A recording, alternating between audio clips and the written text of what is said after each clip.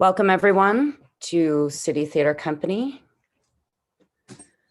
and to the first table read for David Robson's latest play, Comfort and Joy. I'm Carrie Christine McElrone, CTC's Artistic Director, and I'm thrilled to begin the workshop process of taking a play from page to stage as part of our commitment to producing new work. Table reads are an important part of bringing a script to life. They offer the playwright an opportunity to hear their words spoken out loud by talented actors for the first time and to discern what works and what doesn't work.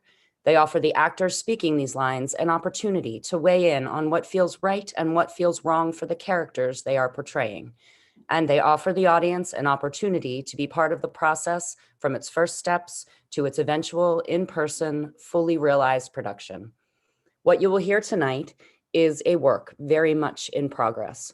The play will grow and change as we continue to read it aloud and as the playwright tinkers with the words, as we all collaborate to create the eventual final script that will then be further shaped by a director, by actors in costumes, on a set, under lights, and by your engagement as the audience in the theater with us.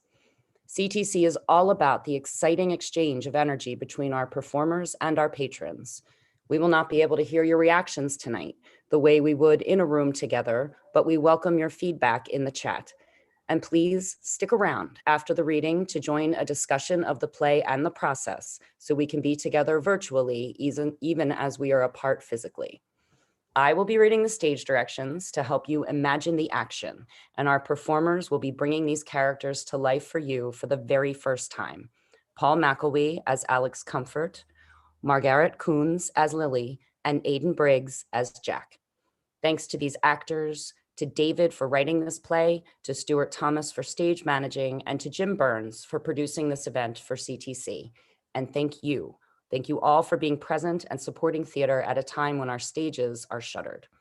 We look forward to celebrating this piece in its finished form with you, live and in person, and appreciate any donation you can make to help pay this play forward at citytheater.org. That's city-theater.org. Until we can be together in person again, please enjoy this opening production of City Theater Company's 27th season, the world premiere of Comfort and Joy in its first table reading.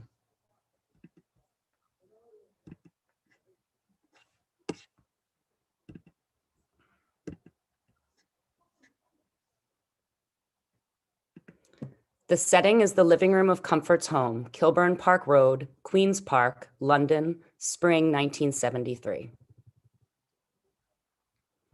Lights rise on the living area of a modest, tasteful home in the Queen's Park area of London. Although the room appears clean, the man who lives here is scatterbrained, disorganized, and messy. The walls are dotted with prints and lithographs, particularly of Asian art portraying scenes from the Kama Sutra. Evening has descended. The sound of an LP, Wagner, nearing the end of its side is heard. A man, Comfort, sleeps on the couch on his back, snoring quietly. An empty glass of wine sits on the table next to him. The phone rings. Comfort sleeps through it. There's a knock at the door, which he doesn't hear. The knock comes again. No response. The LP ends its side. The front door slowly opens, and Lily peeks her head in.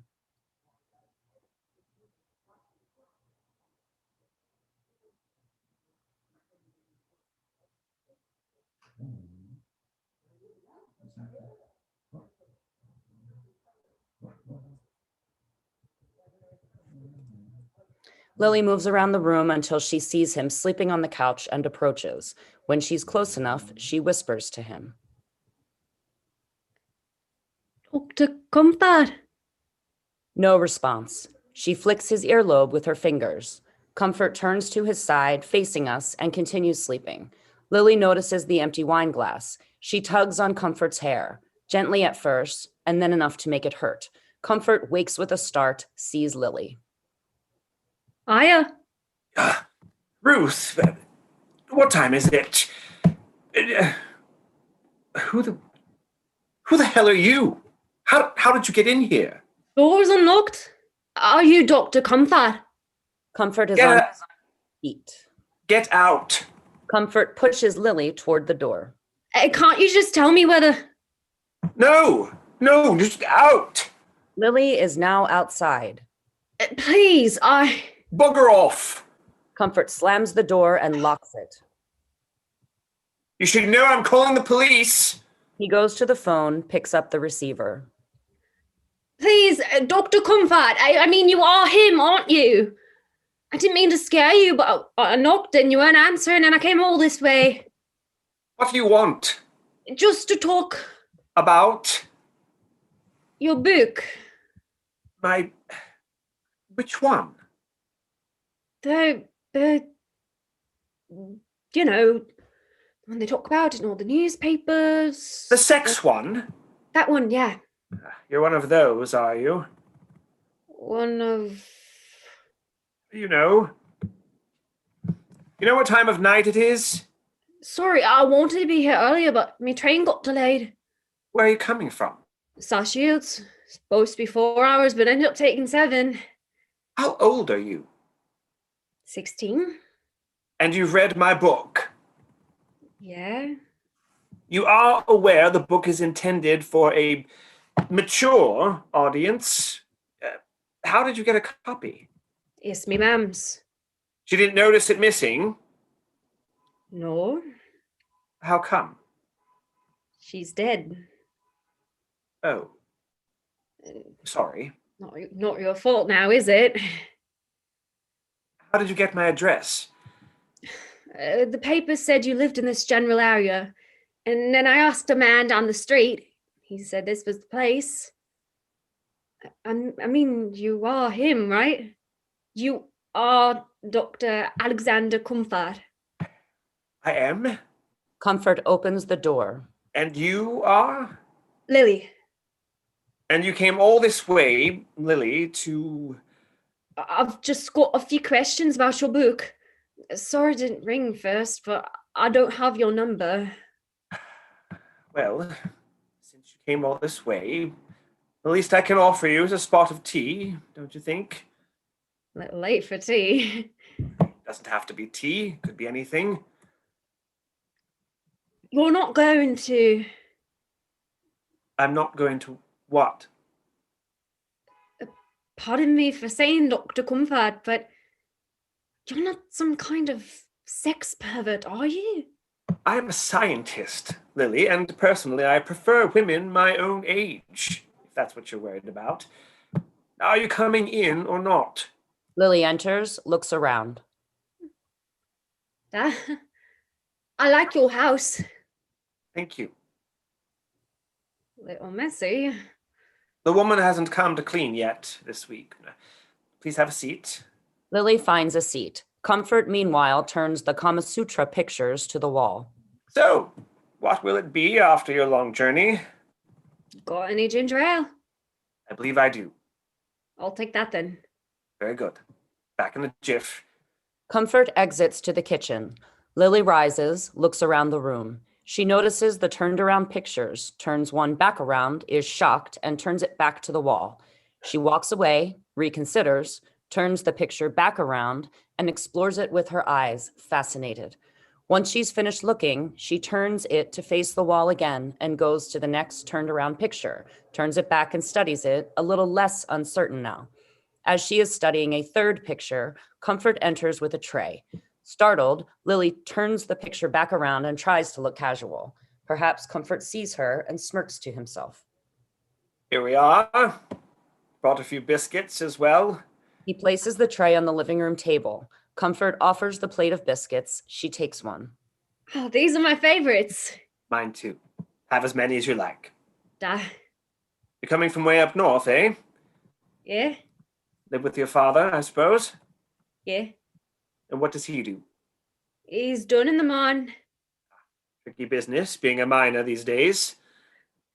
Dad says Heath is killing us. Yes, he's killing all of us with this 3-day week nonsense, shutting off the power, closing all the pubs and shops just to teach miners like your father a lesson. You're still in school, I suppose? Got a couple more years. And then university. Nah. Why not? Dad wants me to work. Says he can put a good word in for me with the company. I'm already very fast on the typewriter. And is that what you want to do? I'm up to 60. Pardon? words per minute. If you ever need anybody to do your typing. I'll keep that in mind. I must say, I'm rather flattered.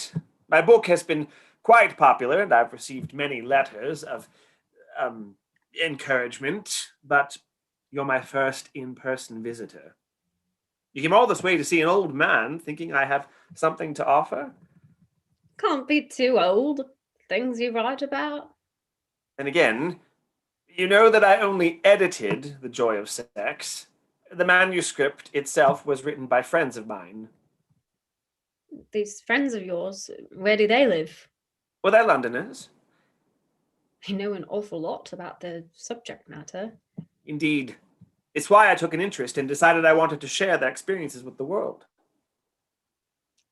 Kind of like a cookbook, isn't it?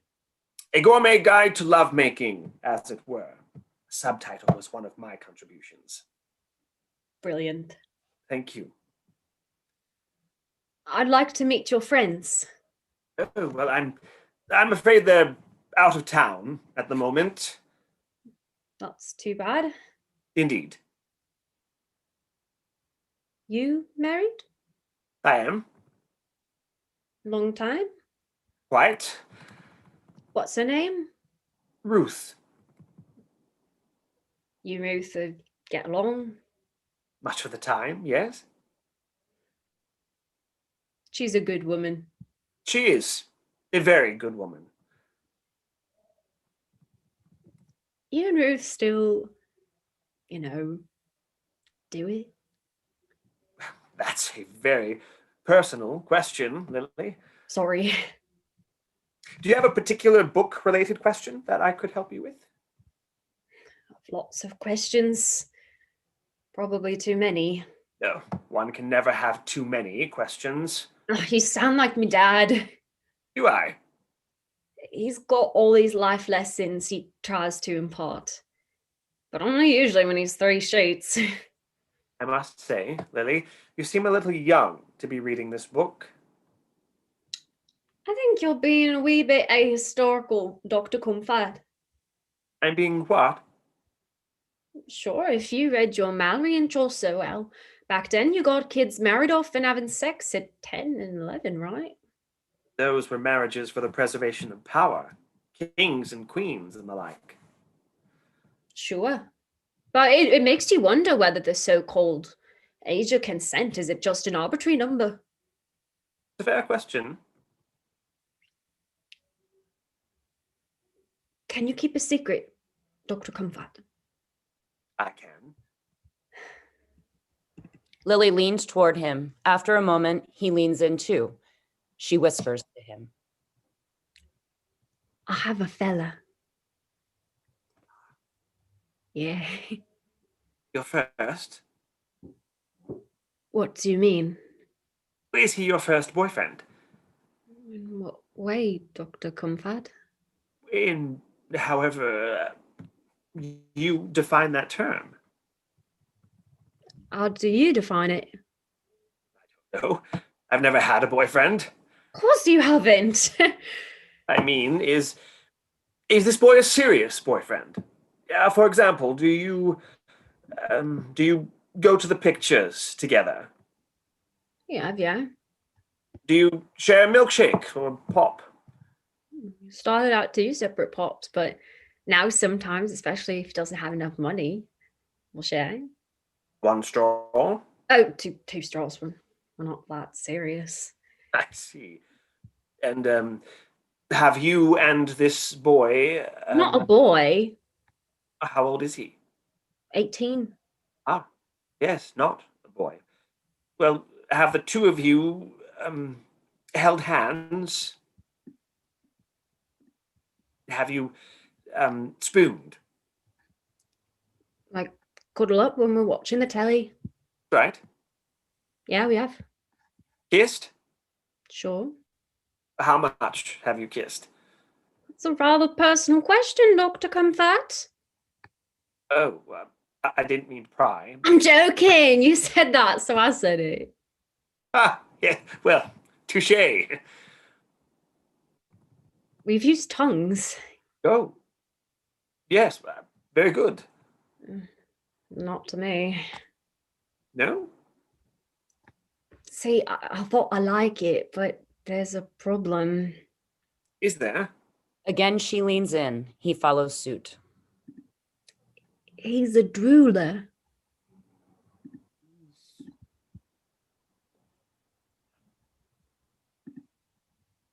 What? He drools a lot when he's kissing. Does he? I mean, a lot, like the English Channel. God, plus his tongue's always darting in and out. Is that bad? To me, it is. It's like a slimy, wet snake popping out from its hole, and I have no control where it's going. So, what do you do? Honestly, I just wait till it's over. Can't you talk to him? And tell him what?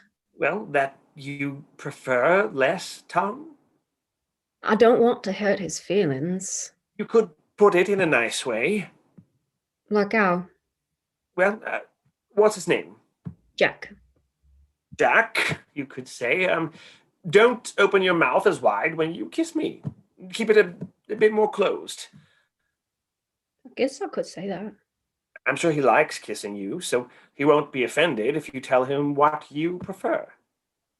Maybe. Kissing is important, and the sooner you tell him what you do and do not like, well... Truth be told, Dr. Comfort, I didn't really come here to talk about kissing. Ah. See? Phone rings. Pardon me, Lily. Comfort answers phone, speaks into it. Comfort here? Yes, dear, yeah. You made it all right? Splendid. Yes, and how is Bridget? Oh, that's lovely to hear. Fresh air is bound to do her lungs good. Oh, yes, I have the schedule right in front of me. Comfort digs for something. Yes. Digging. Got it. He reads. King's Crossing, 10 a.m. on Tuesday. All set. No, I haven't taken the laundry yet. We'll take it round in the morning. Very well, dear. Yes, enjoy your stay. Give my best to Bridget. All right. Yes. Yes. Ta. Comfort hangs up the phone. King's Cross, 10 a.m. Tuesday. Is that Ruth? Oh, indeed, it is. She's on holiday with her sister in the Isle of Wight. Never been. It's a lovely place. Victoria took her holidays there. Sunny, lots of shops. Blonde? Pardon? Is she a blonde or a brunette? Oh, brunette. Like me. Well, a little darker than yours, perhaps, but Lily, you were saying you didn't come here to talk about kissing. No. Well, it sounds like this is getting serious with, what was his name? Jack. Jack, yes. I imagine he's more experienced? He is. You're not his first girlfriend, Right. and you want to please him. Suppose so. Well, has he asked you Ask me what? for sex? That's a little direct, Miss Dr. Comfort. Plain truth is the best policy, don't you think? I mean, is he or is he not pressuring you for... I wouldn't say pressuring. How would you put it? Well, he hasn't come right out and said it, but... You can tell that things are moving in that direction.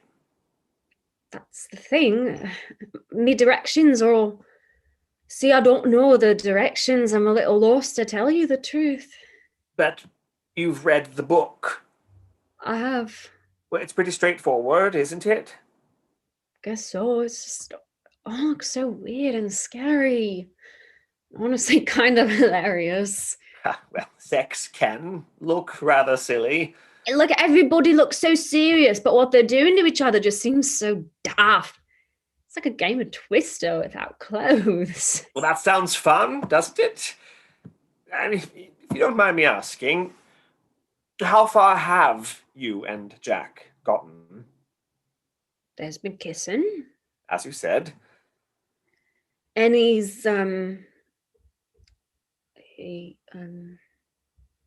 I'm a little uncomfortable.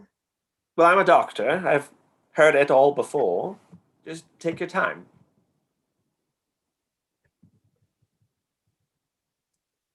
He's been doing that thing in the book that's called in the beginning. Starters. Right. Foreplay. I don't like that word. Well, have your clothes been off? Oh, no. The deck's been touching you, rubbing you, but over your clothes. And how do you like it? It's all right. Little rough sometimes. He's not giving you pleasure. He thinks he is, I think, but Sex is all about communicating your needs to the other person. I don't really think of it like that. How do you think of it? Well, I want him to like me. He obviously likes rubbing me and touching me and trying to get under me clothes. So for me, really, it's more about maybe giving him what he wants. Why? I want to keep him liking me, don't I? You like the attention, and you think by letting him touch you, he'll keep giving you attention? Ain't that how it works? I mean, yes and no. Do you trust him? Don't know. Explain. Well, some of the girls at school told me that the boys, men, act all nice and first, and they buy you ice cream and take you to the fairs and hold your hand and send you cards and love letters, but after a while, they can't help themselves. They need, to stick it in. Or else. Or else? They get all angry and frustrated. So it's best to let them stick it in. And once he sticks it in? The girls say that after he sticks it in for a while, he stops buying you ice cream and taking you to fairs and holding your hand. And the cards and the love letters. Gone. Meanwhile, all the sticking in isn't doing you much good, so you don't want him doing it as much, and that's when he starts getting angry and frustrated again. And when that happens? I mean, well, then maybe you're married with a baby, so you've got other things to worry about, don't you? How does all that sound to you? Pretty dreadful. But what about all the things in the book about pleasing one another, satisfying your partner? Like how? Like fondling or oral sex. Jack's been wanting to do that to me too, but I don't see the point. But he could perform it on you. Not interested, really. Have you touched his penis? Why would I? Well, he obviously wants you to. Your wife still touch yours? Lily, please. She should touch it. Even if it's just once in a while. Old time's sake. For your information, she's touched it plenty of times. But you're saying she could touch it more. I'm saying that it's getting late, and... The phone rings. Oh, there she is again. Promising to touch it when she gets home from holiday. Now, that would be a surprise. Comfort answers the phone.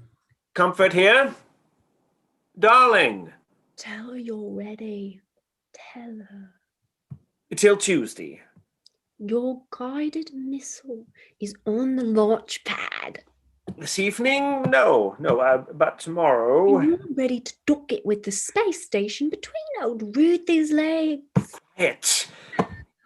Oh, no, it's this damn telly. The volume dial is broken. I'm just turning it down now. Comfort's voice changes as he tries to keep his conversation more private. Yes, I'll pick up the wine in the morning.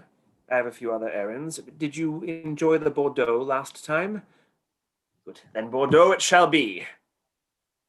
No, I can't really talk at the moment. No, I'm simply exhausted, that's all. Nothing a good night's rest can't cure. Yes, darling, yes, I'll be ready and waiting. Kiss, kiss. Comfort hangs up the phone. Lily stares at him. What? Not Ruthie. Let's move on, shall we? Who was that? A friend. She prefers Bordeaux, doesn't she? Ruthie know about her? Don't call her Ruthie. What's this one's name? None of your business. Come on. I won't tell. For your information, her name is Jane. Jane. Now, you say Jack wants you to touch his penis and you'd rather not. Is that it? Kind of scary looking, isn't it? Well, there are more attractive body parts, Right?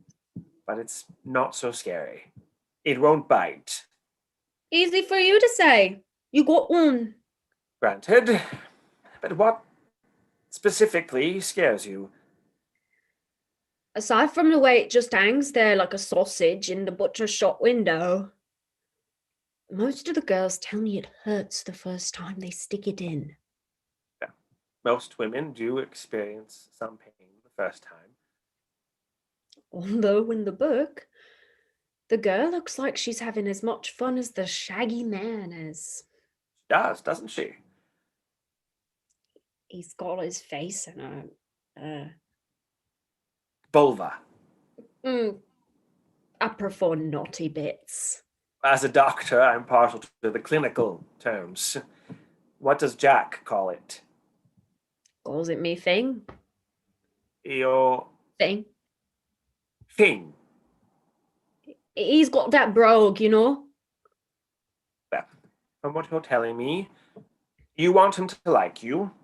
And thing is, if you're not ready for this kind of relationship... But I want to be ready. What's the rush?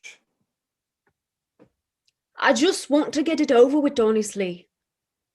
And I can, go on with my life and everything. I will want to grow up. Be grown up. And once you're grown up, then what happens? Get a job, I suppose. Just get on with it. Well, there is something to be said for waiting. Like what? Certainty, self-respect, not caving to pressure. I mean, you have the rest of your life to be sexually active. Me mom had me at 15. There is more to life than childbearing. Not where I come from. Well, your life doesn't have to be her life. I'm sure she'd want you to chart your own path. She probably would, but all I know is it's all uncharted territory for me at this point. And isn't that exciting?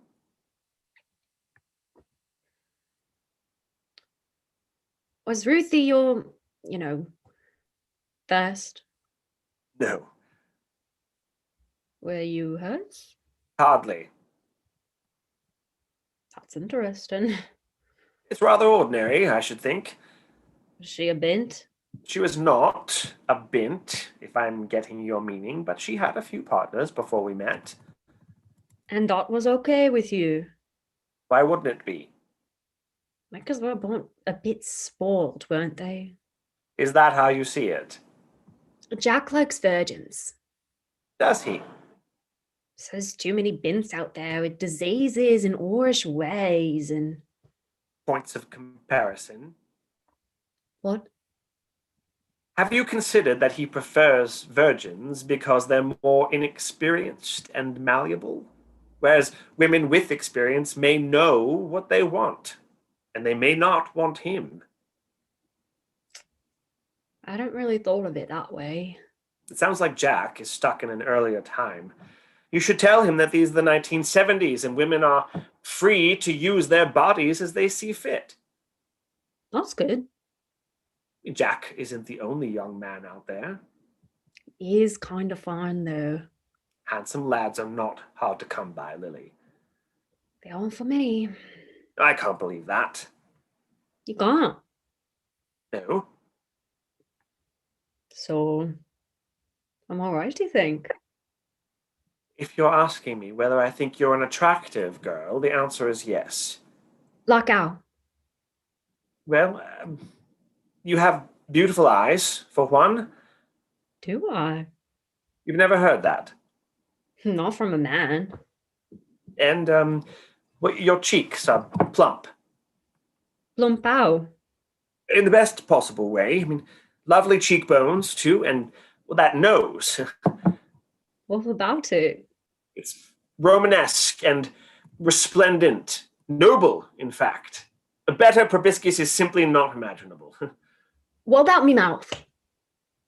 Well, it's very nice. Has a comely shape. I don't like me lips, especially the upper one. It's too thin. Like me dad's. Ugh. I see nothing wrong with your lips. If you ask me, me best feature is me teeth. Your teeth. Yeah, look. Lily opens her mouth. Look. Comfort looks from afar. It's very nice. You can't see them from way over there. Come closer. All right. Comfort steadies himself by placing a hand on each of her shoulders. He gets close enough to peer inside her mouth. See? Yes, they're very white and straight. No cavities. Impressive. In it. I admit I've never seen English teeth quite like these. It's brilliant. The front door swings open and Jack enters. He spots Lily and Comfort in what appears to him a near embrace. Oi! What's that? Oi! Are you talking to me, young man? Get your hands off her! And you are? And Jack! Oh, so you're the young man I've been hearing so much about. Jack attacks Comfort. What are you... See here! Jack punches Comfort in the face. Comfort drops like a bag of flour. Keep your hands off me, girl. He didn't have his hands on me. And you, keep quiet. Old wanker got what he deserved. Get out. What? Get out now. Lily swings her satchel at him, which knocks him off balance. He falls. Ow, ow! Fuck! Off! You fuck off. Lily clocks him again, stuns him. Fuck! Me head! You hurt Dr. Comfort. I'm more shocked than hurt, I think. Comfort, now on his knees, slowly gets to his feet. Lily runs into the kitchen and returns with a bag of frozen broccoli. Both men are softly moaning. Try this. She hands the bag to Comfort, who uses it on his lip. Thank you, Lily.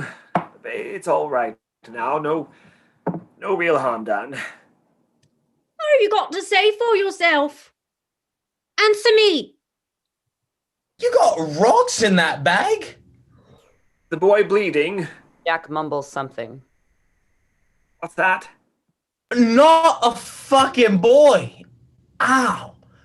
You didn't have to do that, Lil. You deserved it. How you think I deserved it? You're cheating on me. I'm not. Expect me to believe that? The man was looking at me teeth. He a dentist or something? Not quite. Comfort. Alexander Comfort, MD, PhD, at your service. Comfort extends his hand for a shake. Jack leaves him hanging. Wait. Say that again. I'm Alex Comfort. No, like you did just before. How did I... You said it like, Comfort, Alex Comfort at your service. He talks like 007, he does. Bond, James Bond. Well, I'd like to think I retain some of his wit and charm. Shut up. Don't tell him to shut up. How long you been seeing this so-called dentist? I'm not a dentist. You're daft. What? Man's old enough to be me dad. This has all been a terrible misunderstanding. I'm talking to my girl, eh? My apologies. If you're not seeing him, then why'd you come all this way to London? It's none of your business. I'm making it me business. I just ready to talk to him. All right? About what? About you. About us. What's wrong with us? If I may, I don't like you, Mr. Bond. that's neither here nor there, Jack. Lily came to speak with me about relationships. Which ones? Let me amend that. She came to see me to discuss your relationship. What's it got to do with you? Absolutely nothing. But Lily wanted an objective view, someone on the outside. What for? Because I don't have a dog in the fight. You prefer cats, do you? It's an expression, you stupid gint. Don't call me stupid. You are stupid. Lily, please. Jack, Lily simply came here seeking perspective. I don't like her talking to other men. I can talk to whoever. Says who? Says me. See, this is why I can't talk to you. Please, look, Jack, Lily wants to be able to speak with you about things, about your relationship, but you must be willing to listen. I listen. No, you don't. I do. Don't.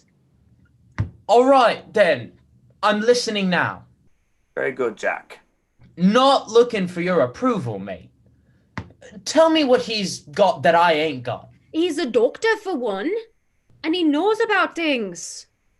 I know about things. You don't know about things I came to see him about. Whatever things you mean, I know more than this puffer. No, I don't think so. You calling me a liar? I'm calling you misinformed. You see, I write books. And? Well, that means, among other things, that I have a level of education and insight that makes me kind of an expert. You think you're smarter than me? He didn't say that. Comfort tacitly asks Lily for quiet. Look, I'd like to show you something, Jack. Comfort finds a nearby copy of The Joy of Sex with its white cover and hands it to Jack. Yeah. Well, that's it. That's what? That's his book. Jack scans the cover. What do you think of that, Jack? Like the title, but the cover, mate. I mean, who's gonna read a book with a cover like this? Well, Jack, you know what they say What do they say? about a book. All right. Not judging Uh-huh. not judging it by Yeah. its cover. Who says that? Everybody, you daft tosser. I don't say that. You can't say everybody says that since you... Look, just open the book, Jack. Nah, thanks. Why not? I don't like being disappointed. What makes you think you'll be... I told you the cover. Just open the fucking book. Fine, I'll open the fucking book. There, you happy? By now, he's opened the book to a page with an illustration. God, what's all this now? He flips through, finding more illustrations. The hippie guy's like, she's taking his, they're naked, and they're, Making love. that's not what I call it, you dirty sod. It's not dirty. You're saying this ain't dirty? This is filthy. He holds up the book, showing one of the color illustrations. It's natural, Jack. You know what's not natural? Luring a young girl to your London flat and showing her a bunch of dirty pictures. You're disgusting. Jack grabs Comfort by the collar, drives him to a wall. Jack now notices the Kama Sutra illustrations. Jesus, you got them all over the place. You're a fucking sex pervert. Stop. No, Jack, I'm a professional. Yeah, a professional pervert. What'd this dirty dentist do to you, Lil? He didn't do anything. Should I believe her, old man? You can believe I have no interest in 16-year-old girls. Who's 16? Lily. In her dreams. What? Lily? Sorry. Dr. Comfort, I kind of lied about that. Well, how old are you? 15. Come off it. 14. You're 14? Well, you're a child. Pure as the driven snow. Comfort turns on Jack, slaps him, throttles him. Oi, get off! Stupid bugger. Jack is on the floor as Comfort continues his attack. Get him off me, Lily! And for the last time, I'm not a bloody dentist. Leave him alone. Dr. Comfort. Leave him. Lily gets between the men. Comfort steps away, calms himself. I should call the authorities, for God's sake. You're just lucky you caught me unawares. Am I? Comfort again goes for Jack, who cowers. Lily! You deserve a good thrashing. You're not helping Dr. Comfort. Sorry. I think I get it now. Get what? You're here airing our dirty laundry, and you're making me the bad guy. That's not it. What is it then? I'm scared is all. You know I never did it before. I wanted some instruction. I told you I'd walk you through it. She's too young for you to walk her through anything. Isn't that for me to decide, Dr. Comfort? Not at your age. So. There's common decency. Why do you care? I just don't want you making a terrible mistake. Luke, I appreciate you acting all paternal and everything, Dr. Comfort. But I can take care of myself. Now, let me talk to Jack, all right? Go right ahead. Comfort moves away from them, but is still listening.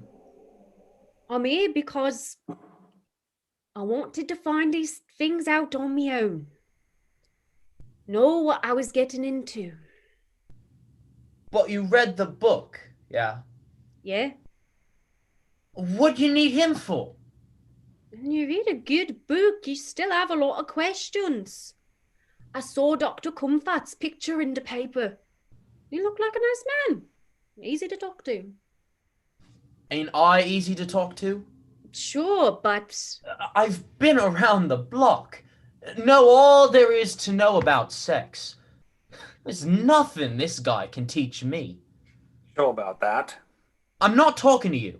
I'm simply saying that I'm older than you. Had more experiences. You don't know that. Odds are.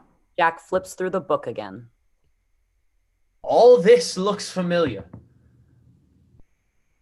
Okay, not that one, but... or that one. There's always something more to learn. What's this one about? Is that his head or a mouth? If you intend a physical relationship with Lily, despite my serious misgivings, then I think you should be as knowledgeable as possible. I'm plenty knowledgeable. prove it. I don't got to prove nothing to this guy. Then prove it to me. I plan on it. No, now. That'd be kind of weird. It doesn't have to be, Jack. Show me what you know right now. You're a sick fucking sod, you know that. No, you misunderstand. I can give you a little quiz. Test your knowledge. I ditched school to avoid that kind of thing. Why would I want to take one now? Why, for Lily's sake, of course. The first step in building a healthy relationship, sexual or otherwise, is trust. I know that.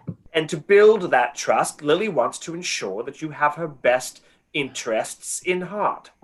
You will, after all, be her first.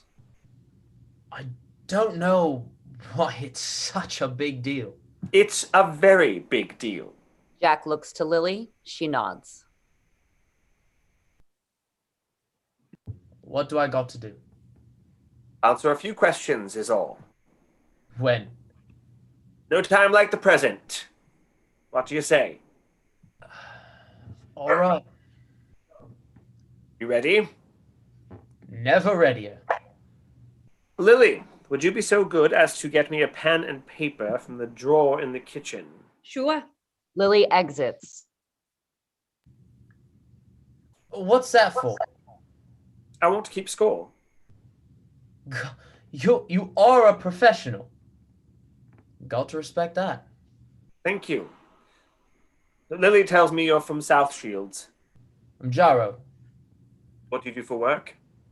I'm down in the pits. Ah, like Lily's father. Yeah, that's kind of how Lil and me met. Is that right?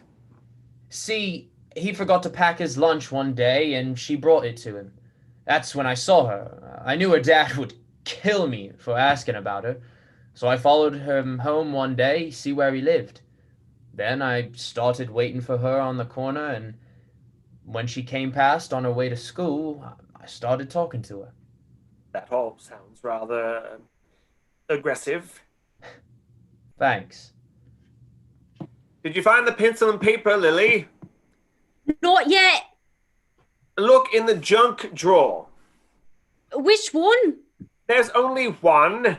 Not from what I can see. Top one, next to the stove. Oh, for fuck's sake. You all right in there? Yeah, I found one, but the point's broken off. Well, there should be a sharp one in there somewhere. Not bloody likely, but I'll keep on. And bring Jack and I a beer. What? You'd like a beer, Jack? Wouldn't mind. A beer for both of us, Lily. Lily? Do you think she heard me? She hears what she wants to hear, that one. Well, I'd say that's most of them, isn't it? Yeah. So, you imagine a career in the mining trade? Career? Sure. I know the mines have seen better days. I'll do it until there's no more to be done. And then what? You got me. Well, you'll have to find something. What? You worried about me, Mr. Bond? I'm only suggesting that, well, there's always university. Nah. Lil's the smart one. Never No. know. You might take to it. I'm not as smart as I look, so... Maybe you're smarter. My dad's one of those daft miners. Can't see nothing but the pits. But you see more. I can tell. Yeah, but what I'm seeing is all foggy. Can't quite make it out. I did have a chance once, though. Kind of chance. This teacher, Mr. Hull, said I was good with me drawings, and he said he wanted to talk to me dad. And did he? Yeah. And what happened? Mr. Hull told Dad I had a talent for drawing and maybe for drafting, that he was willing to help me build my skills, get me into a program or something. And? Dad would have none of it. What's Jack got is good enough, he said. You don't want to give the boy a big head, make him think he's better than the rest of us. That was that. Without Dad's signature, there was nothing more Mr. Hull could do. How did you feel about it all? Didn't feel anything, really. No use pining for what you can't have, you know? No use. Lily enters, carrying a plate with slices of toast and jam. She shoves a paper and pencil at Comfort. Here you go. What about me beer? You ain't King George. Get it yourself. You ready for a little quiz, Jack? Could have used a beer. They're still in there. You don't mind? Not at all. Jack exits. What do you think, Dr. Comfort? About Jack? Yeah. Well, he's more than meets the eye, isn't he? That's all of us, right? Jack enters, drinking his beer. All set, Jack. Aye. Very good. So, tell me what happens This us starting. It is. Just checking. Little nervous. I understand. Jack takes a deep breath. You ready? The first question relates to biology and anatomy. Go. What happens every 28 days or so? What do you mean? Well, something happens. Not to me. No, not to you, but to Lily. Just to her. To all young women. Oh, I get you now. Every 28 days, she gets a visitor. Tell me more. You know who it is? I do, but I'm trying to ascertain whether or not you do. Bloody Mary stops by. Lily has the painters in. I'm asking you for the clinical name of what happens. Menstruation, isn't it? Correct. Jack winks at Lily. Comfort makes a note on his paper. Give me a hard one, why don't you? Right. Question number 2. When a baby is growing inside a woman, what is it known as? This is easy. Baby. No. What is it called before it's a baby? Isn't it always a baby? In a way, but during its gestation, before it can live outside the mother. Lily has wandered away from the men. She begins exploring Comfort's home. He doesn't notice her. Oh, I know what you mean. That's called a fetus, right? Yes, it is. Well done.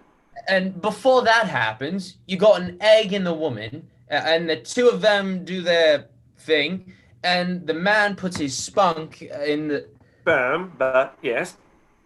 sperm, seaman, whatever. And there are like millions of them, and one of them finds the egg and gets inside, and that can make a baby. Or, as we called it, Fetus. righto. Just checking. No harm done. Men are so smart. You better watch it, Doc. We keep going like this, I may end up teaching you a thing or two. I don't doubt it, Jack. Come on, give me another. Very well. Continuing this line of questioning, how many weeks does a woman typically remain pregnant before giving birth? Too bloody long, if you ask me. Ah, yes. Fat cows just complain and complain. Oh, me hips. Oh, me legs. Oh, me feet. Shut up, you bleeding sapper. Get your ass off and make me an egg sandwich, you ding-a-ling. Rub my feet, you bloody Burke. Take out the garbage, you ninny. Flag. Moon calf. Featherhead. What? Hey, what are all these, Dr. Comfort? Lily holds a small wooden box from which she's taken a handful of Polaroids. What? In this pretty box. Oh, those are private things, Lily. I'll take them, thank you. Private what? Comfort takes the Polaroids from Lily's hands. Jack grabs a few of the photos from Comfort. How private are they? Jack, Let's take a look. give them to me. Jack moves around the room, avoiding Comfort. These are proper porno pictures, they are. Hand them over. Who's that in the pictures? I'll tell you who it is. Please. It's him. That's you, Dr. Comfort! Hair's a little darker, but... Ew! Stop it. Both of you. Give them to me. What I want to know is, who's the bird? It's his wife, Ruthie.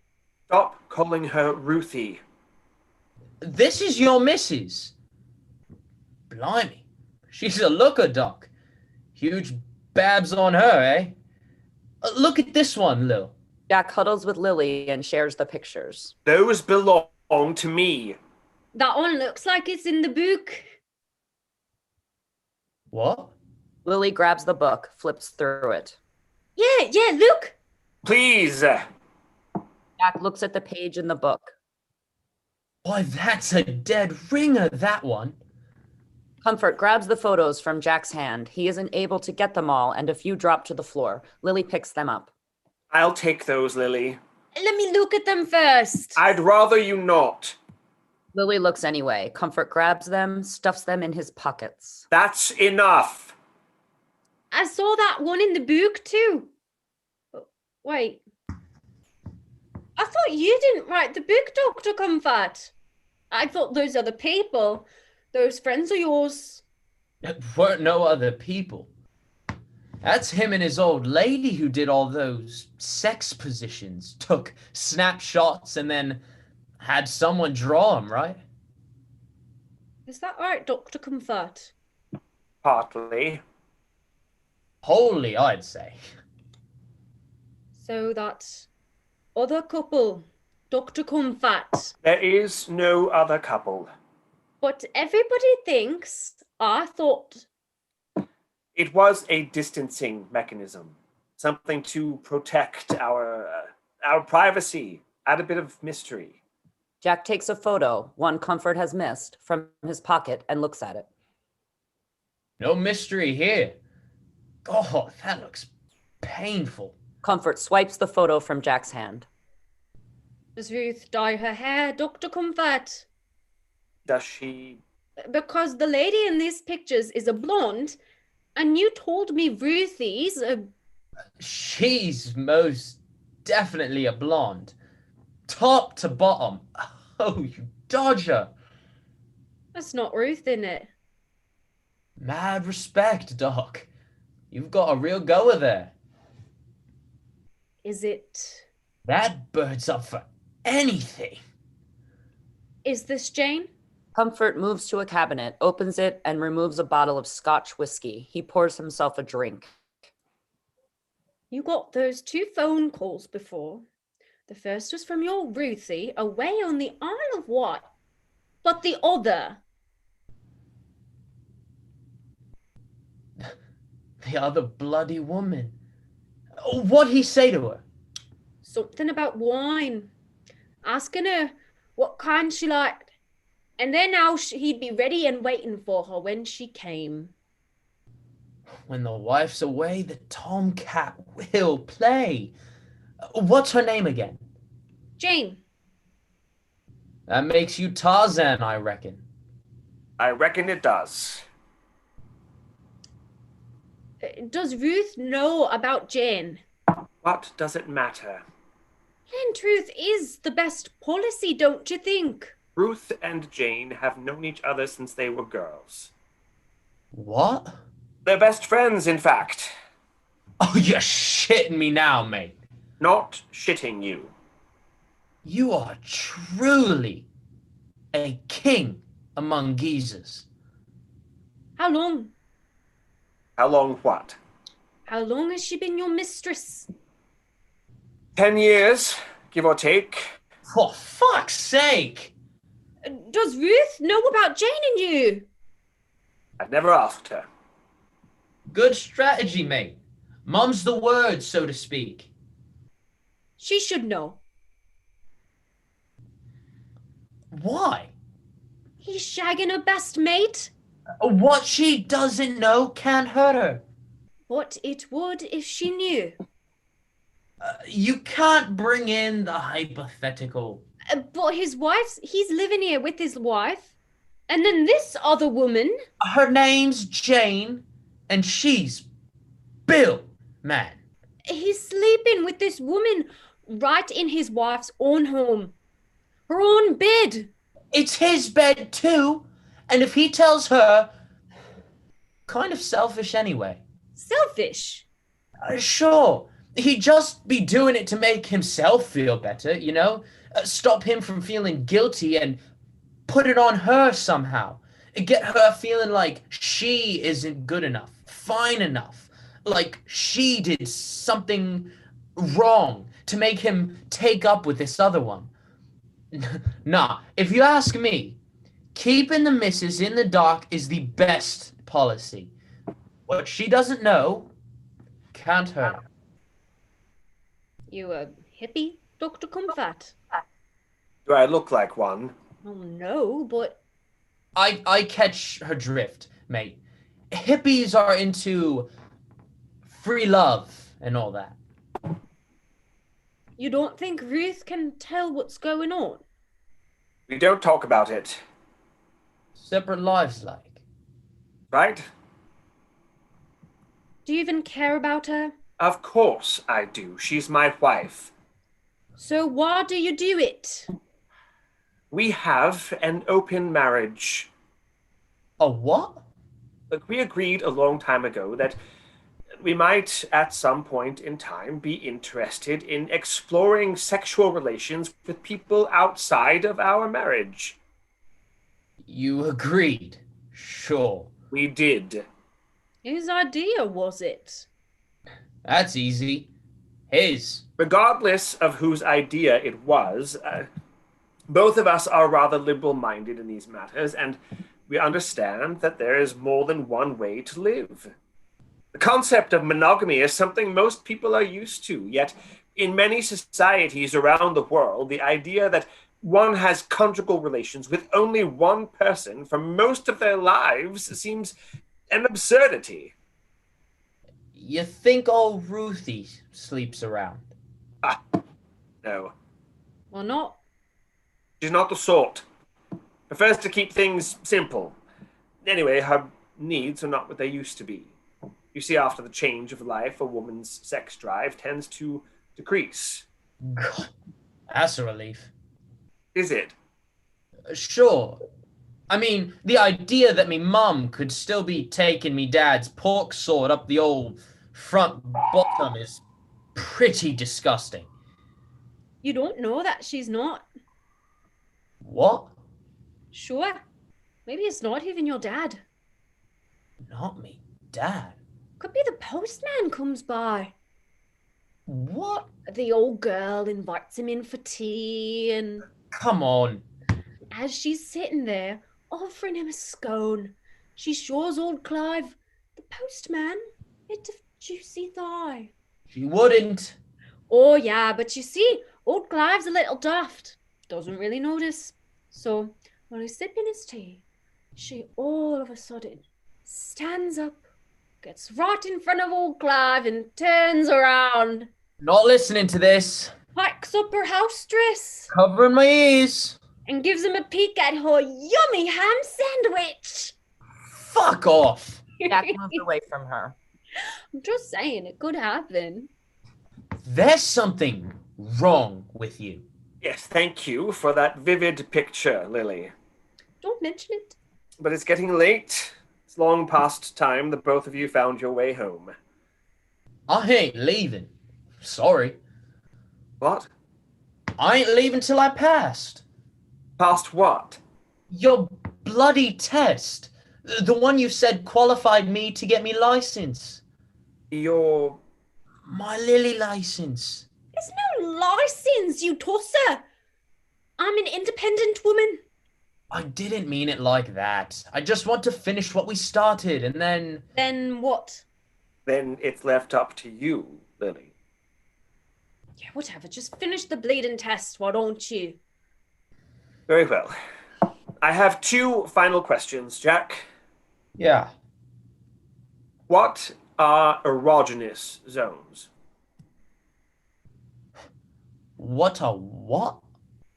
Erogenous zones. Is that a place? Many places, in fact.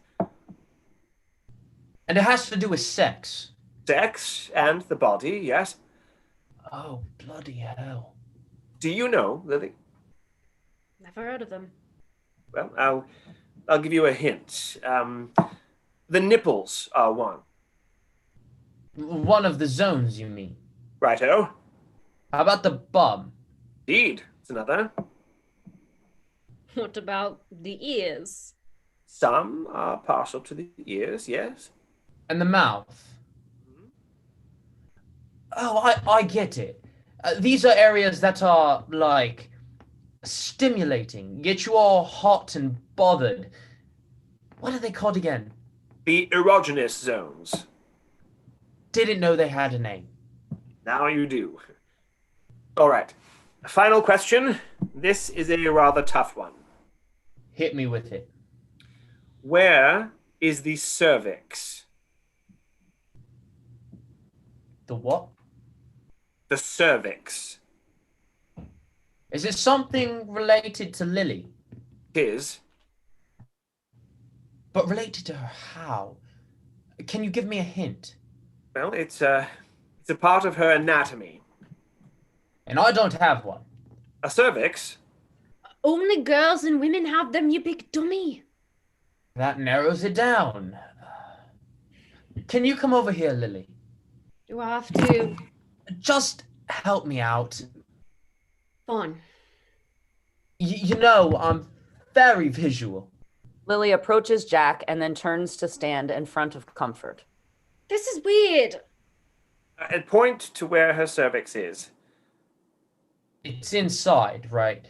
Comfort nods. Jack looks Lily over and finally points to her head. In here, isn't it? Yes, we've established that her cervix is something she has, but you do not. You have a brain, Jack. Might want to check that, Dr. Comfort. Funny. It's not like a fancy name for her kneecaps or eardrums or something. No. And it's not up here, right? Jack points to the area of her chest. Indeed, it is not. Oh, wait, sure. We've been talking about babies and menses and change of life. Yes? So the cure Vex. Perfect. Yeah. That thing down there, you know, between her legs. Yes, but could you be more specific? Well, I know what uterine is, Uterus. and it's not that. And vagina is called a vagina. I'm gonna say that the cervix is that, you know, long channel between the vagina and the inside of the uterine. Correct. See? I know things about lots of things. You used your powers of deduction to jigger it out. Bravo. Oh, grand. Jack wins the prize. Credit where credit is due, Lily. Who do you think you are to give me away like a prize goose? I wasn't giving you away. It wasn't, Lil. Shut up, Jack. Just shut up. Not one more word from you. You both make me sick.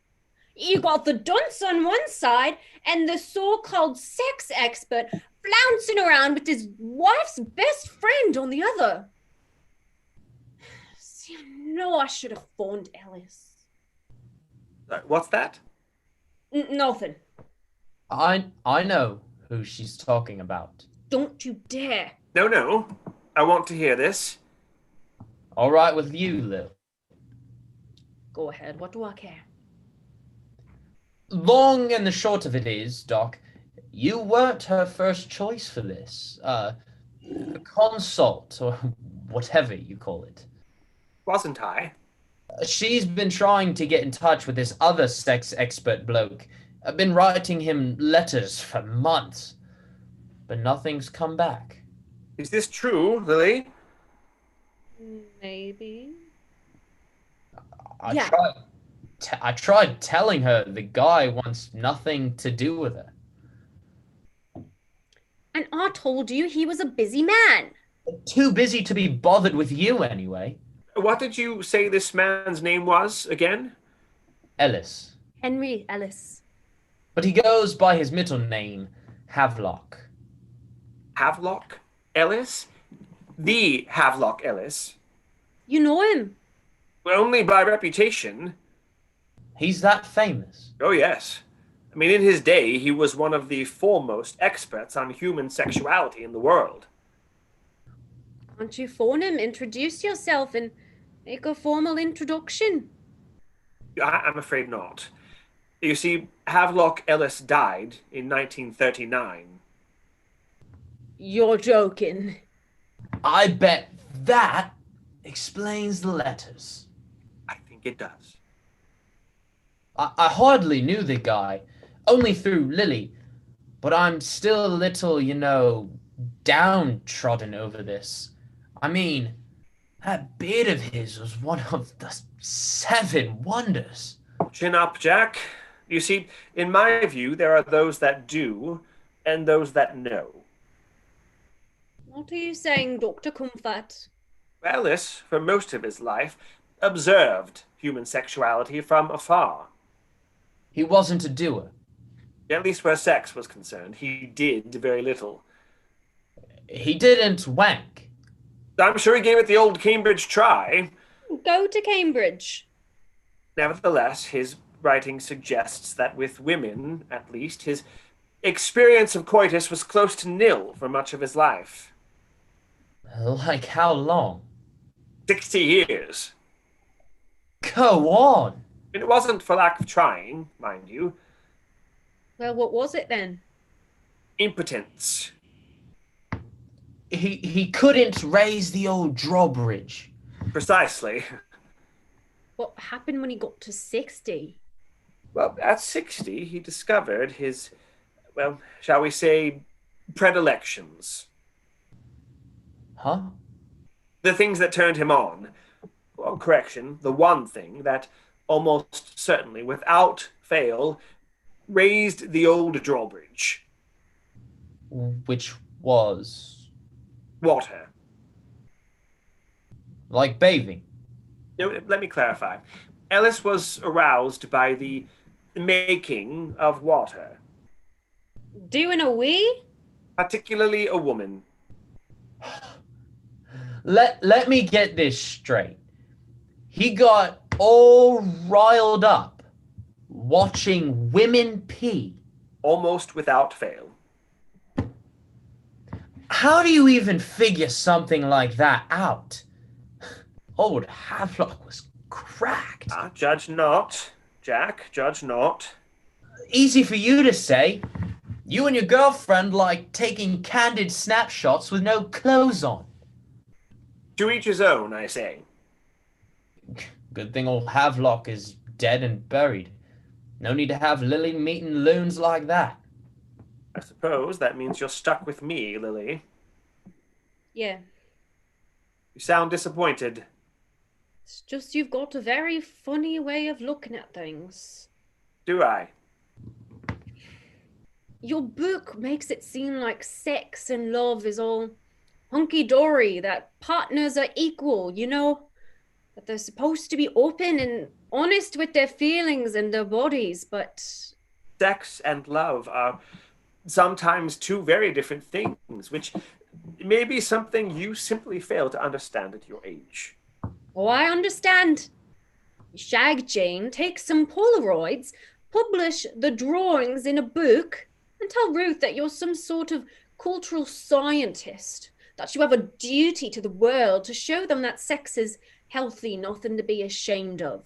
It is nothing to be ashamed of. But Ruth is here thinking, how come me husband takes such a keen interest and knows so much about these things?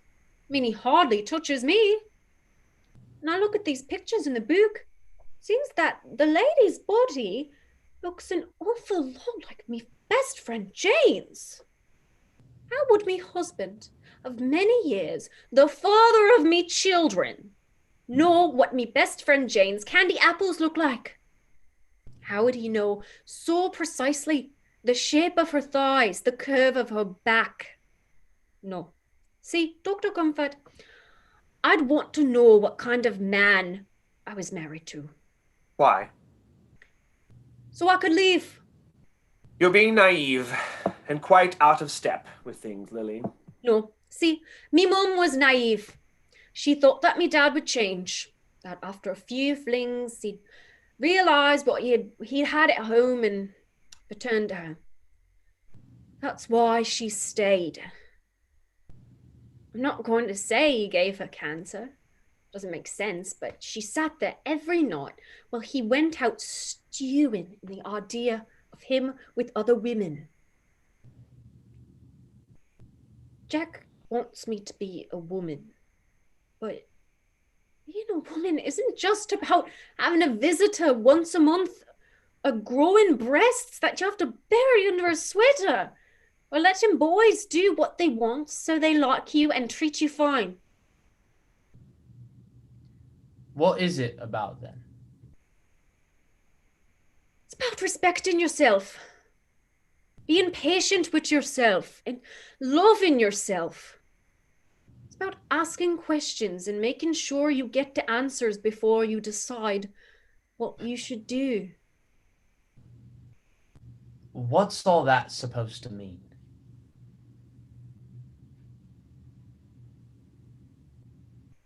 Means you can leave, Jack. What? You heard me. You're serious? I've made up my mind. You can't just throw me out. It isn't even your house, right, Dr. Comfort? I defer to Lily. If this is what she wants, I respect her wishes. And perhaps you should too. I don't like this one bit. I don't care what you like, Jack. Not everything's about you. Yeah, but I came all this way.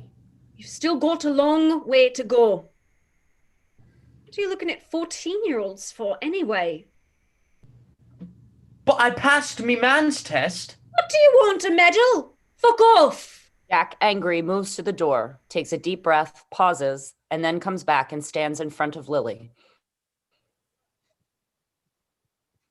You ain't going to tell anyone back home about this, right? I've got nothing to tell. Guess you don't. Listen.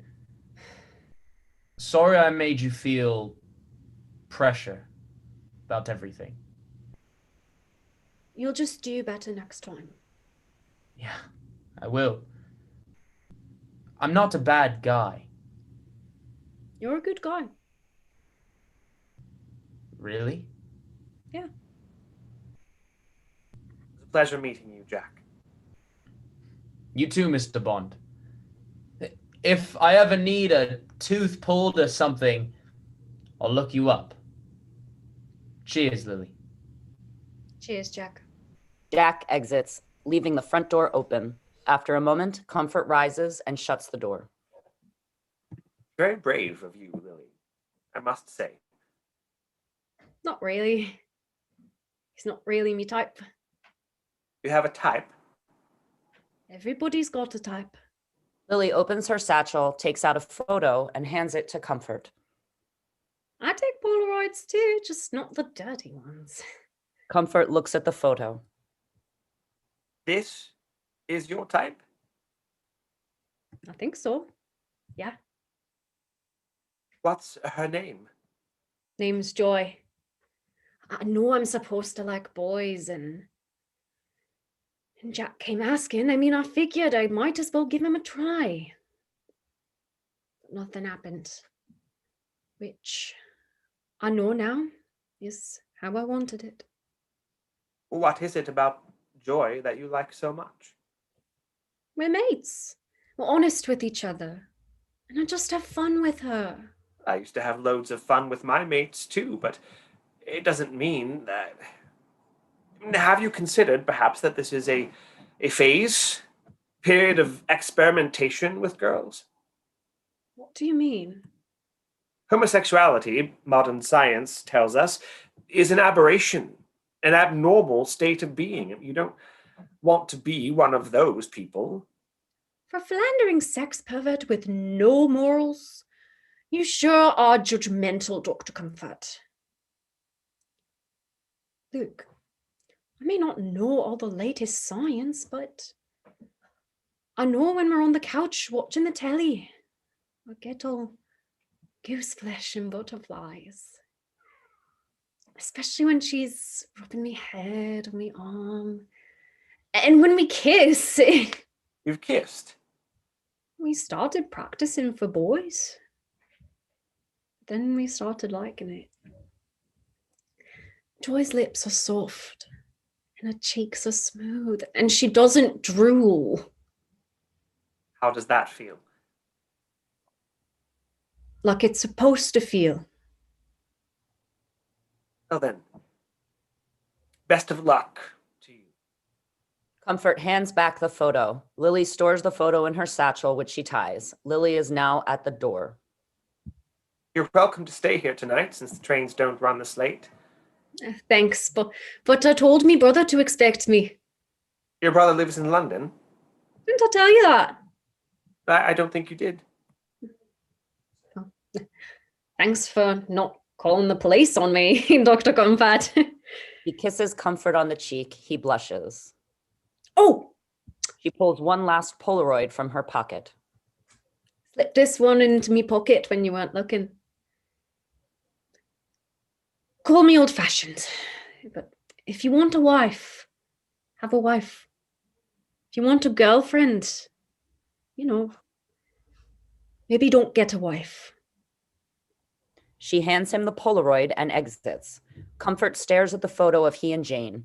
Then he walks to the phone, finds a phone number written down on a pad, and dials it. Room 4, please. Thank you. He waits as he's patched through. He speaks to himself. Well, good evening, dear. How are you and Bridget finding things? Hello, dear. I'm thinking we should have a little chat because I'm fucking your best friend. Someone comes on the line. Hello? They must have passed me through to the wrong room. Is this room 4? Oh, it is. There must be some misunderstanding. I'm trying to get in touch with Ruth Comfort. She's right there.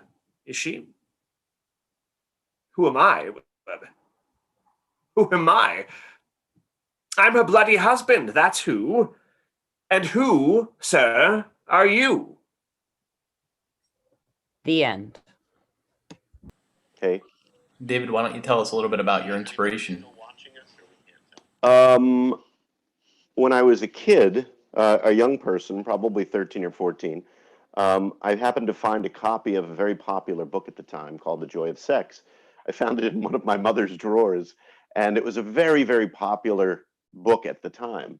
It was a huge bestseller all around the world. And Alex Comfort, a real person, became kind of this go-to sex guru of the moment. Of course, this is before social media and the internet, of course. It would be very different now. But he was just this kind of nebbishy scientist. And I read an article in the New Yorker quite a while ago, and I was reminded of the book. And I don't know, it's planted a seed in my brain, and I couldn't figure out what I wanted to say, what I wanted to do with it.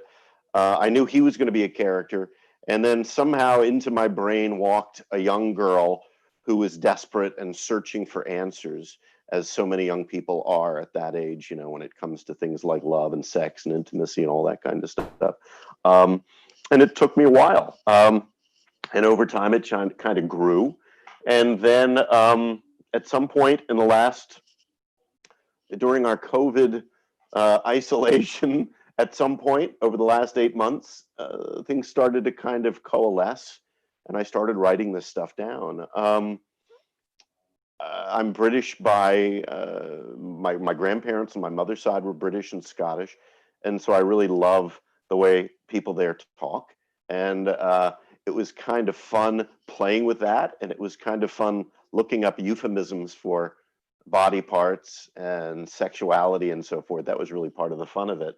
But I don't know, I guess maybe thinking of it, it's been such a tough time for all of us through this whole COVID thing. I felt like I wanted to write something that was, light isn't the word, because it's not all light in there, but something, dare I say, meaningful, and I have a daughter who's now 20, and maybe in some small part, the play was a way of communicating with her younger self, because of course, when I had the idea, she was much younger than she is now.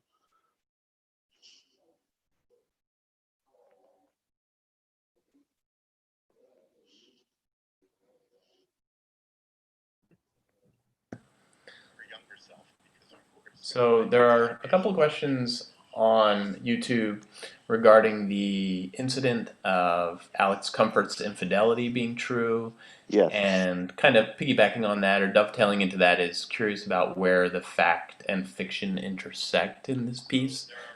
Yeah.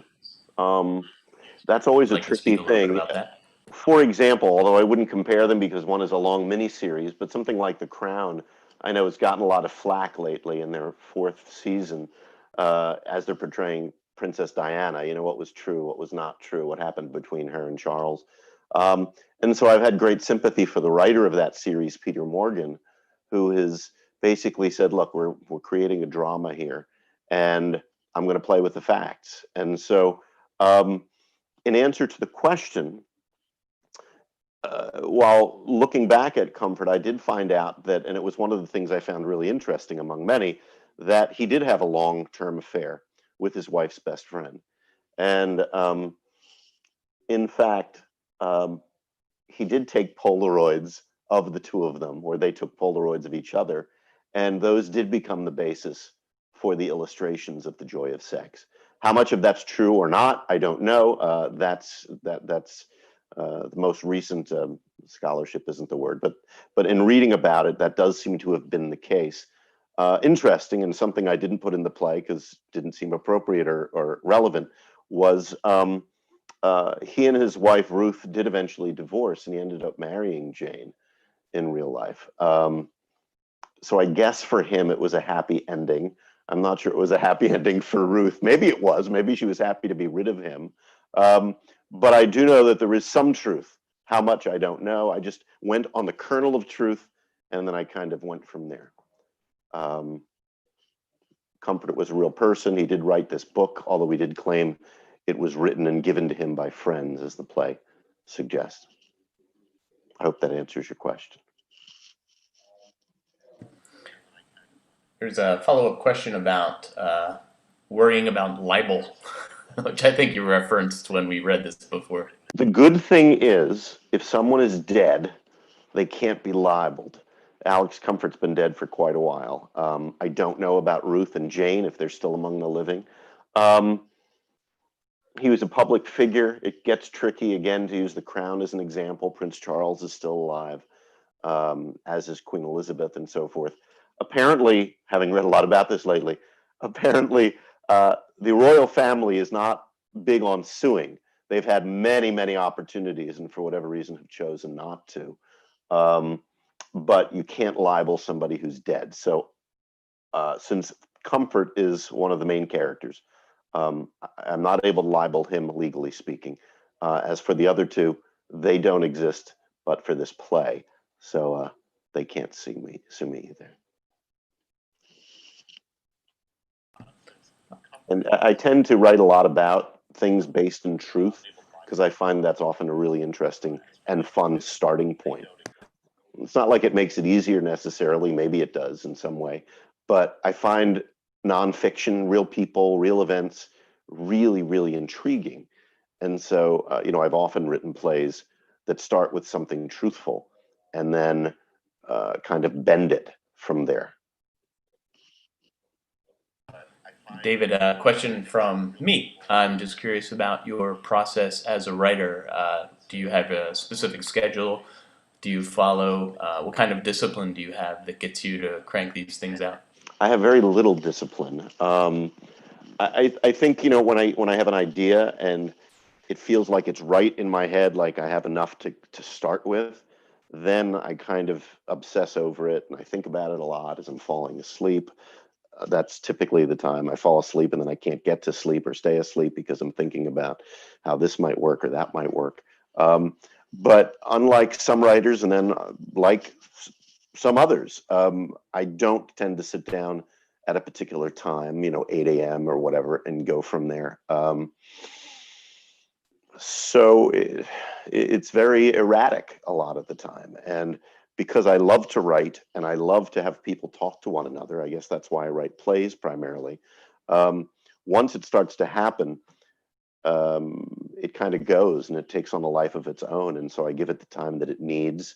And then, of course, once an audience hears it and actors read it, Then it's time to think about what worked, what didn't work, talk to the director, talk to the actors, and then go back and rewrite. And it's the old all writing is rewriting thing, and which I love because you learn so much, and things tend to grow and change in marvelous ways. So I do not have a specific discipline, but I guess I do it enough to have written a few plays by now.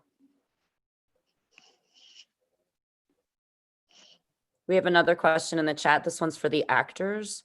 Someone wants to know, how did you prepare to perform the piece virtually?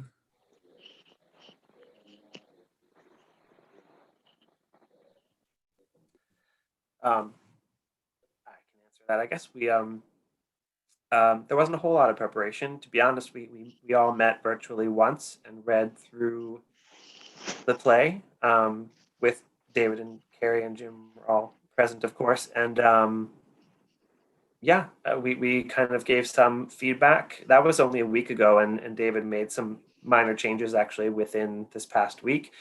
Got a fresh copy of the script yesterday, a couple days ago, and this is it. I mean, honestly, for a first table read, that's really like the root of it. That's where it all starts to grow. So I don't think there's a whole lot of preparation necessary, but I have, we had the script for a while, and I definitely, even before we met last week, had some questions for David. So we had the pleasure of, exchanging back and forth with that. But yeah, I don't know if that answers the question, but that was it.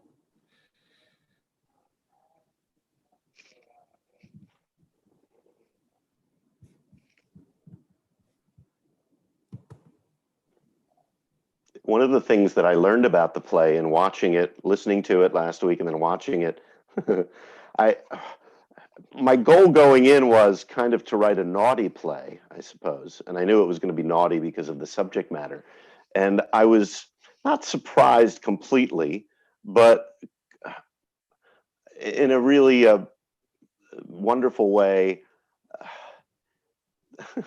I hate to use the word wholesome because that's not what I mean, but there was something that all three actors brought, Paul and Maggie and Aiden, that brought a real, and you always hope for that. You hope that it's there and that they're able to bring that. It's not always on the page possibly, but they were really able to bring a lovely groundedness and honesty and dare I say, sweetness to it. When you've got to play with, terms like babs and all these Britishisms for body parts and sex and all that, there's a real sweetness to it.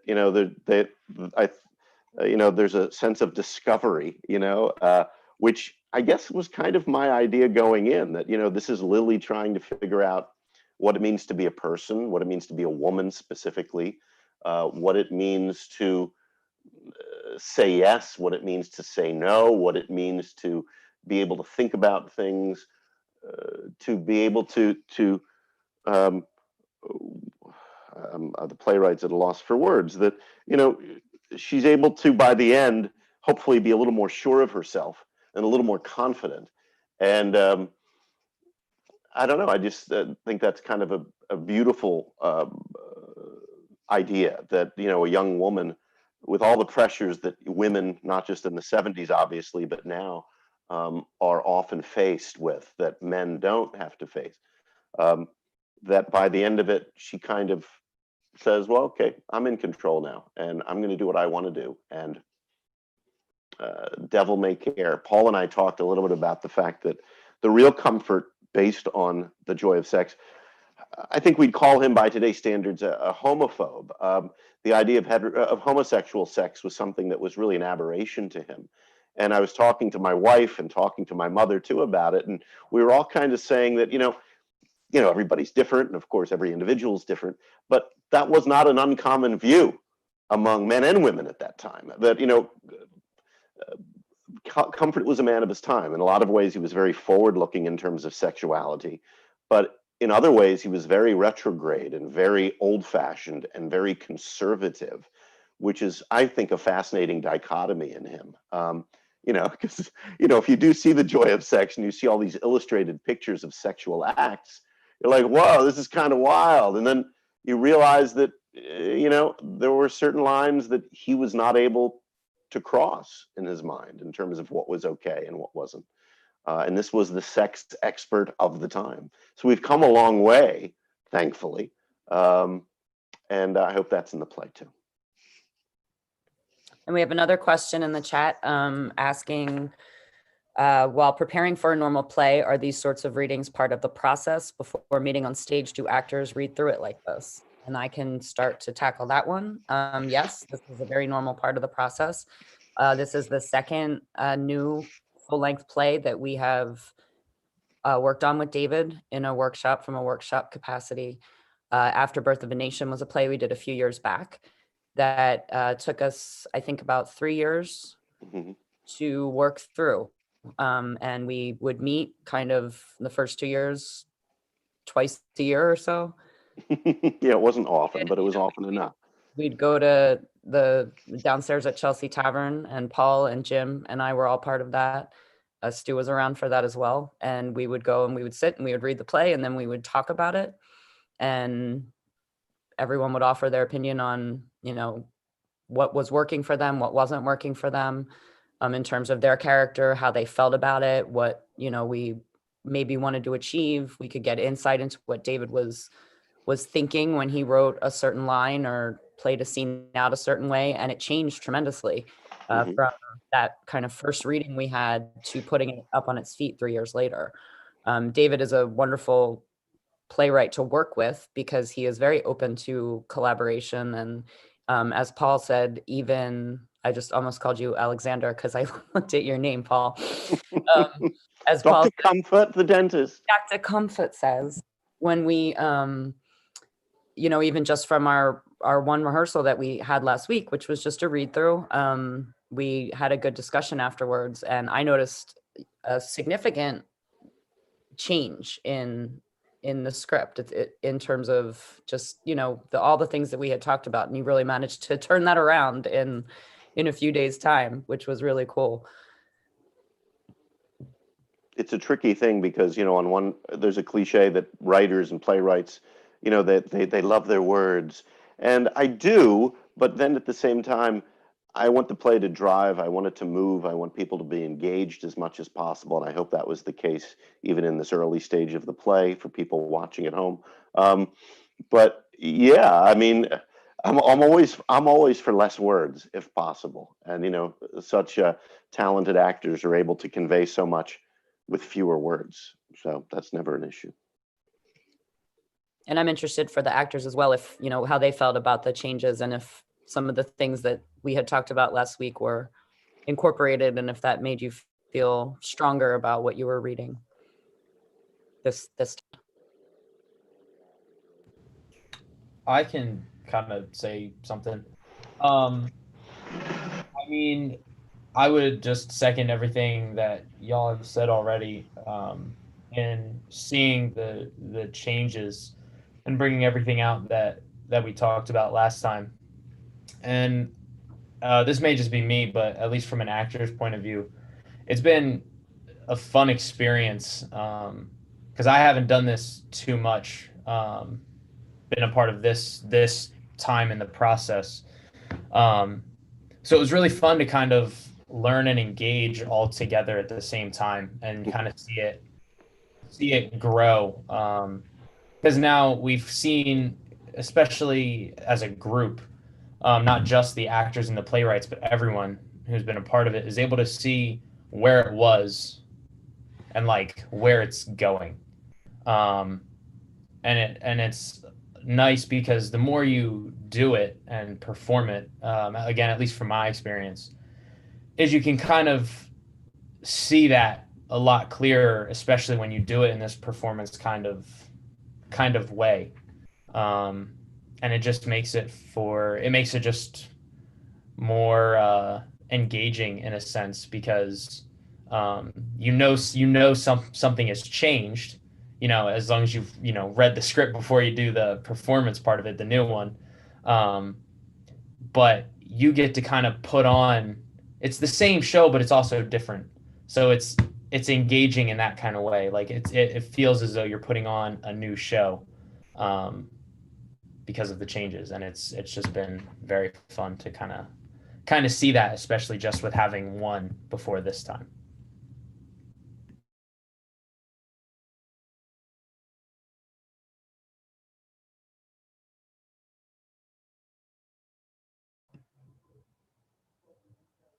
Cool. We still have 25 people hanging out watching us. They have not asked anything else.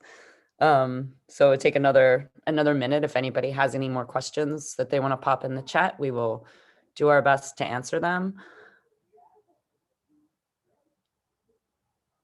And in the meantime, we hope to continue to work on this play. We hope to continue to workshop it, hope to continue doing so with these fine people that we work with tonight, and kind of see how this grows. And then when we can all actually be in person together again, it'd be great to be able to put this up and get it on its feet. It would be fun because there's a lot of physical stuff in it as well. There's some really nice physical stuff in it that, reading it just can't, quite capture, even though I know you guys did an awesome job. So yeah, I always love seeing it. And having worked with Paul before, it's been a delight working with Aiden and Maggie, but having worked with Paul before, it's been really fun. And it's a dark time, but this has really been a delight. So thank you again for hosting this and doing this. It's been really a blast. I laugh every time. I don't know if everybody laughs, but I thought it was, I always think it's funny, but I guess because I wrote it, I think it's funny. And we have some kudos for Paul's cat and his cameo appearance. That was the best part of the play, man. You can't write that stuff. I guess you could, but He doesn't like to. He's got some serious FOMO, and he I just doesn't like your reaction, Paul. You were just like, ah! Well, because honestly, there were moments before that where I'm literally like sitting here with my hand stopping him from trying to get on. He's got some serious FOMO. We're gonna make that the Such a thumbnail. of this narcissist, Paul. You video. can't even let the cat take the spotlight for like 3 seconds. Man. Maybe a final question here, David, based on tonight, what do you feel you would change or alter, if anything? Well, if they have ideas, they can put them in the comments, but it's tricky. Paul and I were having a conversation today, and just through Facebook Messenger. And one of the things I think, Paul, tell me if I'm wrong, that you found really intriguing is you hadn't heard of Comfort before this, correct? I had not. I've heard of the book, obviously, but I didn't know anything about the author. Right. And so one of the things that Paul brought up, and I hope this is okay to say, Paul, is he just said, if we do more of work on this, yeah, I haven't told you what it is. I guess I should have done that. Learning more about what's in the book and about his life and about him. And it's always a tricky balance because, knowing that he was a real character and then having to create 2 fictional characters, I think you caught me, Paul, in the sense that I've really worked on developing the 2 of them in a lot of ways. Because he was a living entity at one time, I don't know if this is true or not, but consciously or unconsciously, probably unconsciously, there's stuff in his life that I really didn't develop that, and then as you're rewriting it or revising it, if we hopefully get a chance to do that and work on it, what you leave in, what you leave out, what do we need to know, what do we still want to know? It's always a tricky thing, but he's a fascinating guy in a lot of ways because of the contradictions in him, which makes him very human and fascinating. So that would be something I definitely would love to talk to Carrie and Paul about in particular, and anyone else, Aiden or Mag, you have anything to say about it. But the play runs about 90 minutes or so, 80, 85 minutes, which is not a bad night, but there are always places, there are always pockets. I think, again, put it in the comment section. I think the structure of it kind of works. I think that the arc of it, where it goes, at least for me, it seems to work pretty well. But there are definitely pockets that I think I could add more or clarify more. As Carrie said, I tried to do a little of that with the trims that I made. When he talks about monogamy, for example, that was a bit longer, and I just tried to get to the heart of it. And whether you agree with Comfort or not on this concept of monogamy and what it means, it does say a lot about him. And it says a lot about how he sees his relationship with his wife, his relationship to the world. So I don't know, but that would be something I would consider thinking of. But as Carrie said, at this stage of the play, I figure everything's kind of on the table. And as the playwright, I can always say, "Nah, I like it the way it is." But with smart actors and smart directors, they give you some fantastic ideas that you would never even think of. And other than that, I'm not sure yet, but I'm thinking about it. And now I can watch this over and over again, and then I'll get more ideas. But also, kind of with regard to that David stuff, like that was stuff about him. Information about him is almost more from an actor standpoint, because you're right, some of that stuff wouldn't need to be in there. It was just more from, like, if I were to have the opportunity to continue playing this role, stuff that I would want to know, because I mean, you might disagree, but I would venture to say that this is really Lily's story. Yes, it is Lily's story. Of course, yeah. Yeah, so a lot of facts about him aren't necessarily needed, but that's interesting too, is to kind of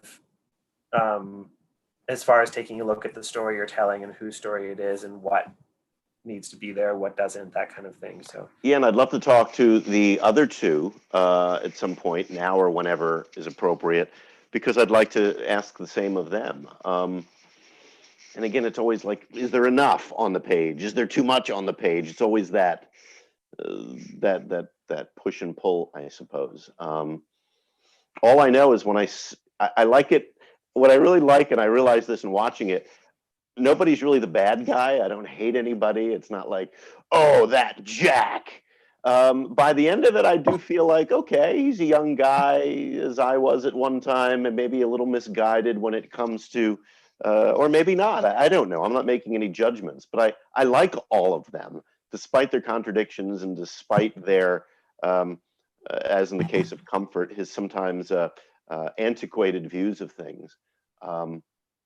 And that was really nice. It's nice to watch a play where there's some antagonism. You need conflict in a play to make it roll. But by the end, I'm not like, boy, one of them, I hate this guy. They all seem like they're trying to be better people.